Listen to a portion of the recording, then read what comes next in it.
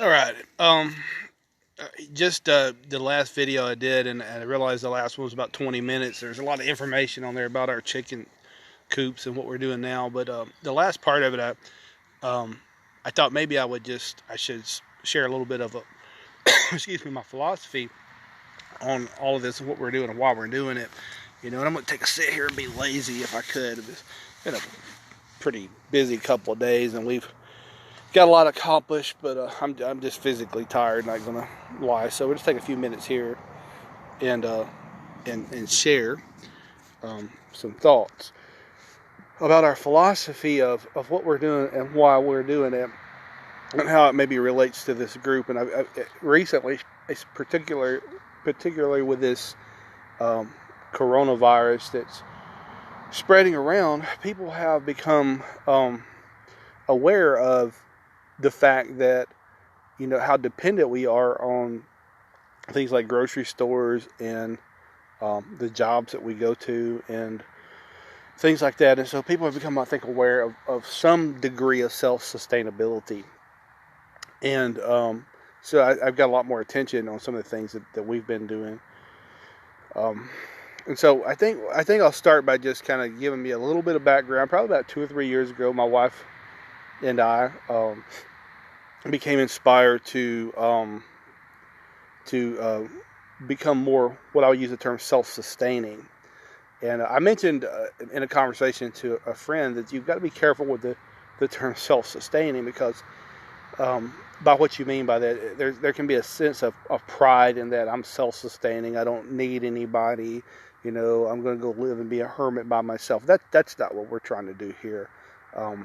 Be honest with you, there are days that I wish I could just be a hermit by ourselves, but we're not trying to isolate ourselves from people, nor do we even think that we could ever really, we could possibly live away from all other people, but there's a inherent interaction with people that takes place in life, and that's good for us. That's very human and very natural to have a interaction. So we're not trying to be hermits or live away ourselves or anything like that. What we wanted to do is we wanted to be, for us, it began with, we just want to be more in touch with natural rhythms of life, to touch nature, to hear the sounds of nature, and to see the things that nature produces. So that was an inspiration to us, and we were really inspired by the idea of that, and growing things and living a more simple and basic lifestyle and simple and basic systems. And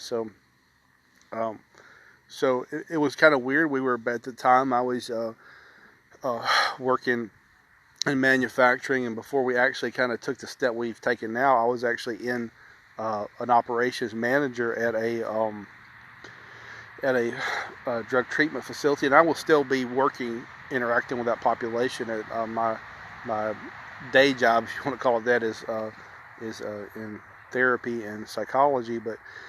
And my wife, she worked as a CNA at a retirement village, and so we were kind of working in that world, and I was putting about 70 hours a week in at one point, and very busy. So we weren't just out living in the wild blues, and but we just decided to start making steps that way.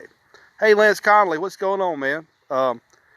My buddy Lance is watching, and glad to have him on board and watching me out in my country life, But anyway, we decided to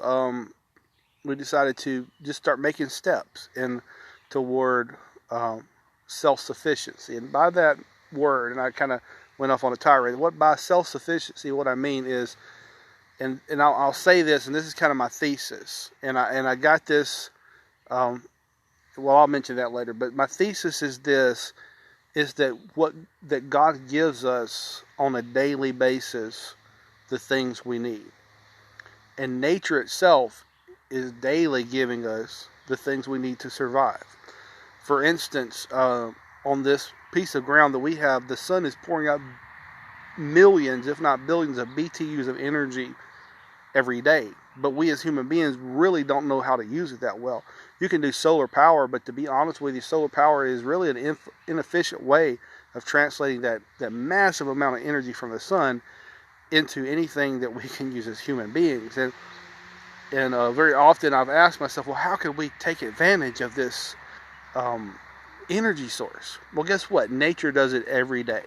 The trees you see in the background, they're taking sunlight and soil and air and wind and water, and they're turning it into things I could use. I'll do a little flip around here. This is my wood pile right here that's getting started for next year. But wood to heat the home, wood to build the home, wood to build other structures. Nature is taking sunlight and is turning that into a usable resource.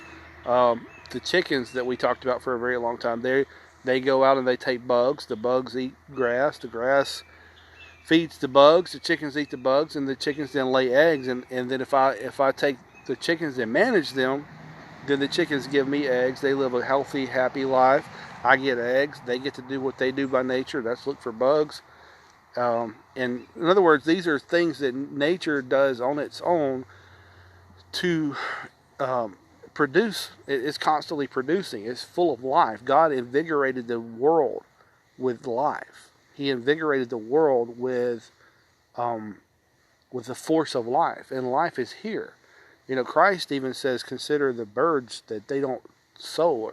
They don't even go so far as to be agriculturalists, but they're fed because the world is sustaining. It's giving life. And I think that's an important concept for us as Christians. So, my philosophy, and so if the world is producing this life force, it's giving to us.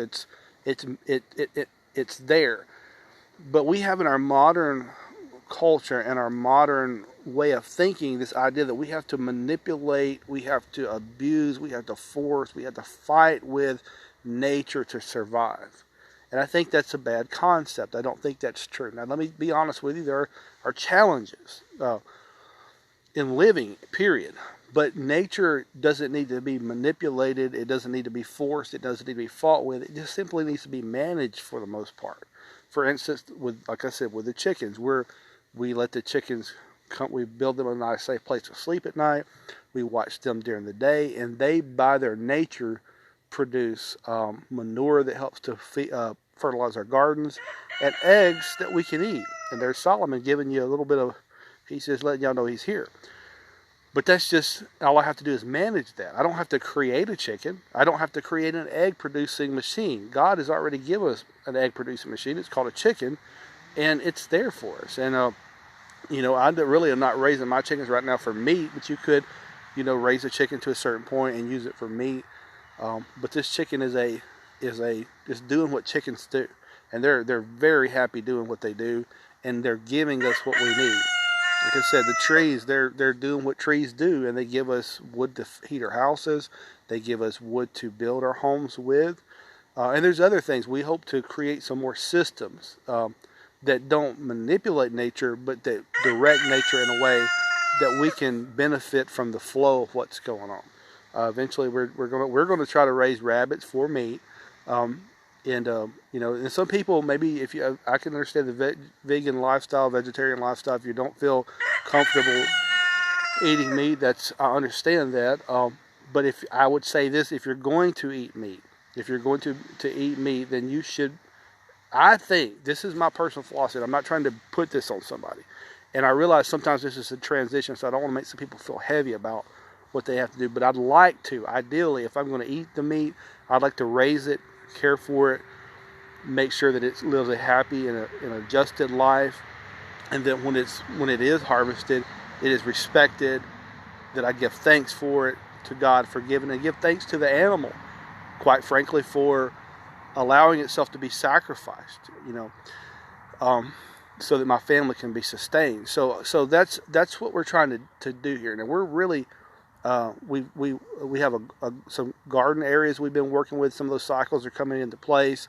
We have plants that we've planted. We're trying to take the seeds from a season and put that to the next season. But our philosophy here is we're trying to become as much, we use the term off the grid, We still have to use some electric power here. We're still using some water resources here. But but in the purpose, it really is not just to be off the grid, because you can. We realized that we realized that we got to a point where we burdened ourselves. We left this burdensome lifestyle where we were driving toward this goal that nobody could tell us where we were going. We're all working and piling stuff up for what? And we realized that we took that same spirit and we tried to go into this lifestyle of living minimalistically, and we tried to, trying to live holistically and grow our food, but we put that same spirit in it. So we found ourselves like pushing ourselves to be, more minimalistic, and we came to a point where we said, take a breath. We're going to take a breath, and we're just going to relax, and we're going to do this and enjoy this, because that's what we should be trying to do, is to enjoy the things that God gives to us, to appreciate them, to understand them, to be in touch with them, and to do that where we can do it now. I would love to have, there's days I wake up thinking, boy, I wish I had 200 acres and a whole running farm.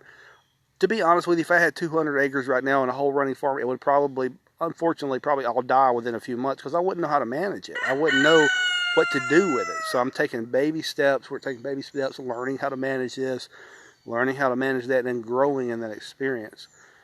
And our idea is to get into a rhythm of life that allows us, and I would say this to you, don't feel pressured to meet some sort of standard of, well, I need to do this so that I can be homesteading or I can be minimal.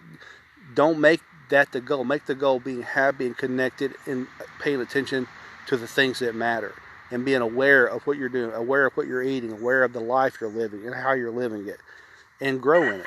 Just grow in it. Don't be pressured into it. Just grow in it, steps at a time. If you can grow a tomato plant, grow a tomato and eat that tomato, and that's the first thing you've ever grown, you have succeeded. Okay. Next year, grow a couple more tomatoes. Okay. Grow another kind of plant. This year, honestly, all of my life we grew up with summer gardens. Just the first year I've ever in my life grew anything over the winter. But we grew cabbage and collard greens over the winter, and it was great. We had food out of our garden all winter long. Never done that before. So that's a success. That's something new we've never done. And in a spiritual way, and I think I've touched some spiritual things, and I'll kind of finish this up with giving the spiritual connection to this, because I see a lot of this, and I'm glad for it. There's a lot of current in our world about minimalism, getting away from materialism is what that is to me. It's not about piling up a bunch of things. It's about living in life. It's about loving the people you love, loving your friends, loving your family, laughing, tasting good food that you've grown, living real life. That's what it's about. And I see a lot of that. But from a Christian standpoint, I think that we are called to heal the world by being in it. We're called to heal the world by being in it. And we believe that this world that we were born into is a fallen world, in the sense that sin broke things about it that God intended never to be. There's some broken things about our world. That there's sorrow here, there's death here, there's things that we should, but we heal our world by living in it, by being thankful in it, by loving people and loving God in the world, and by taking the beautiful gifts that He gives us and using them to the best of our ability, and creating something good out of something that's broken. And so that's what I think. That's the essence of what we're doing. We want this, and I'll say this, and I'll kind of, this is kind of my philosophy here. We want this to be a glorification of God and a communion with God. I want a fellowship with God. I want to fellowship with God in His creation, And sometimes I think we don't see God's creation because we keep looking at man's creation that's in between. But I want to fellowship with God in His creation, and get close to it, and be more prayerful, and have more time for my kids and more time for life. And that's what we're trying to do here. So remember the thesis, and that's what I'm promoting here. Myself personally, this is a group for everybody. It's not my group to tell everybody what to think. It's a group to share, and it's a group to be a part of something, and a group to share ideas and grow. But me personally, my idea is to manage what God gives us and not manipulate what God gives us, if that makes any sense. There's a difference in managing it and manipulating. I think our culture today is manipulative. I think that's the reason we have ecological problems, we have health problems, we have a lot of bad things going on in the world that we've created because we want to manipulate the world versus manage what God gives us. That's my philosophy. I wanted to share that with you guys and encourage you. Do your best, and that's all you can do. And then grow. And let's grow together. So I'm sharing these videos, but anybody can do this. Anybody can go live or show pictures, whatever. So if you're a part of this page, if you got friends that you think might be interested, a community is a great thing. So we invite you to make this your community. And with all that being said, God bless you. We hope you have a wonderful day. And we pray for your family, your friends, your home, a blessing upon you, and into peace, because this world is upside down with fear right now, but we have nothing to fear. We have nothing to fear.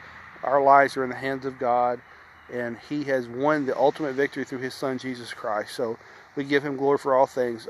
Hope this blesses everybody. I got to get to work. My wife's like, William, what are you doing sitting out in the yard talking? I got to get to work. Love you guys. We'll talk to you later. Bye.